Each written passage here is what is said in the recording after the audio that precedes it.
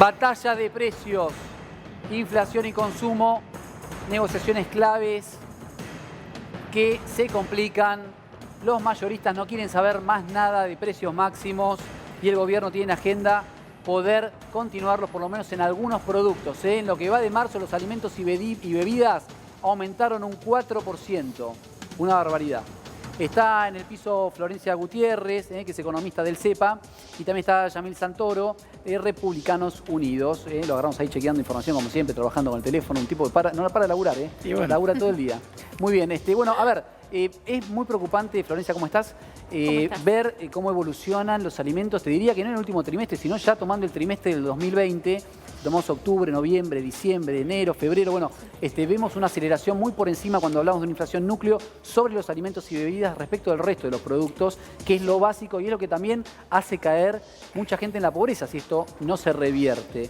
Sí. ¿Crees que la batalla de precios y la herramienta de precios máximos es la correcta? Porque digo, si tomamos los últimos 5 meses, no trae mejoras sustanciales a los precios de los alimentos. Sí. Es importante lo que remarcás del incremento en el rubro alimentos y bebidas, porque pensemos que la mayor proporción de los ingresos de los sectores más vulnerables se destina prácticamente al consumo de este sector. Exacto. Acá lo que hay que entender, desde mi punto de vista, es que no es solamente una política económica la que hay que tener en cuenta a la hora de abordar la inflación o los precios en los alimentos o en las bebidas. O sea, precios máximos es un programa, es una herramienta. Yo coincido con esta idea que dice el ministro Martín Guzmán, de que acá hay que ver una inflación como un contexto multicausal, como una situación multicausal. ¿Qué me refiero? Que hay que visualizar cuál es la política monetaria, en qué ritmo se está moviendo el tipo de cambio, el dólar, que es lo que impacta en alimentos, y otro sector que para mí no es menor, que es el conflicto distributivo. ¿Sí? Conflicto distributivo. Hay dos de lo que acabas de decir que son potestad hoy del gobierno. Dos de los tres que acabas de mencionar, digo, el control de eso lo tiene el gobierno. Por eso, el gobierno tiene que tener una macroeconomía que sea estable y que permita, ¿no?, llevar los niveles de inflación a lo razonable con el sector privado. ¿A qué me refiero?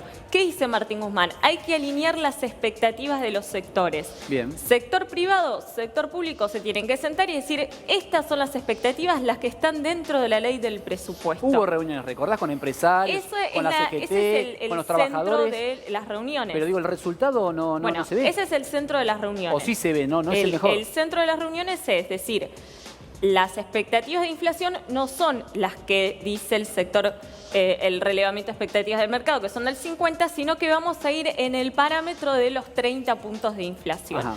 En base a eso se trata de acordar salarios y ver también precios. Cuál es el costo de producción, lo que es la cadena de valor. Bien. ¿Qué me refiero con cadena de valor? ¿Cuánto te sale producir el costo de el envase, la materia prima hasta prima, que llega a la góndola? Bien. En base a eso son las herramientas que tiene el Estado, es decir, llegar a un consenso con el sector privado y a su vez establecer los controles en la cadena de valor para ver cuál es el verdadero costo que tienen que afrontar las empresas, que está bien que aumente en base a ese costo, y cuánto es esta inflación que decimos nosotros por expectativa, ¿no? La expectativa de cuánto va a estar el dólar, la expectativa de que sube todo y entonces remarco por las dudas, etc. Yamil, ¿tenés esta misma visión? ¿Entendés igual? ¿Entendés que es real también lo que dicen los mayoristas, que están perdiendo plata porque no pueden ajustar precios ellos, que son los que venden en góndola, y sí todas las materias primas, y sí los productos que están en la composición de los costos de los mismos? Mira, yo tomo lo que decía recién Florencia de los 3 componentes, ¿no? Tipo de cambio, emisión monetaria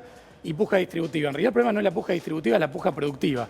Vos tenés gente que está tratando de generar empleo y producir, y tenés a un Estado que justamente por mala política monetaria, mala política cambiaria, pésima política comercial internacional, destruye puestos de empleo. Ni hablar de la cuestión laboral, que por cada 2 salarios que paga un empleador, además le tiene que pagar uno más al Estado, y es un puesto de trabajo que nos estamos perdiendo.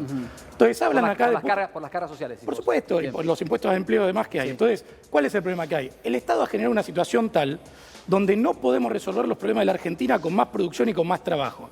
Entonces, además, salen a decir que el problema son los que producen cuando no pueden tener costo de reposición porque no saben a cuánto va a estar el tipo de cambio. cuando le quieren intervenir y auditar los costos, cuando una empresa no sabe qué litigiosidad laboral va a tener, a cuánto va a poder endeudarse o no, porque la macroeconomía es un quilombo. Lo dijo recién Florencia, ¿por culpa de quién? Por culpa del gobierno.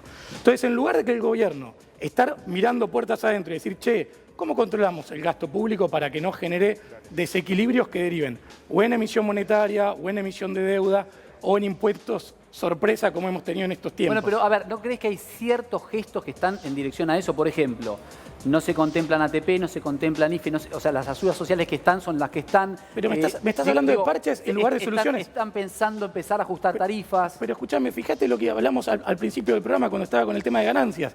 ¿Qué es lo que vos tenías que hacer con ganancias? Generar un régimen claro, objetivo de actualizaciones claras, no estar dependiendo cadena y cantidad de tiempo que al gobierno se le ocurra corregir las escalas. No, pero bueno, en el proyecto de ley justamente eso dejaría de estar, ¿eh? El proyecto, si sale como está.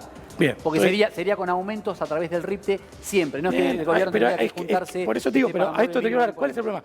Hemos generado hasta acá una situación tal que lamentablemente el sector productivo está esclavizado por parte del gobierno.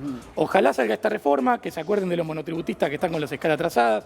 Digo, están también, hoy lo tratan ese tema también, ¿eh? Entonces, vamos por ese camino. Quiero hacer un saludo a los monotributistas. Okay. Digo, justamente para que salgamos. ¿Sos de ese team? Yo soy el team autónomo, estoy más cagado. Está más complicado, está más complicado. Quiero saber también lo que opina Marcelo Peretti, ya vuelvo con vos, Florencia, pero primero tengo un lobo querido. ¿Cómo hago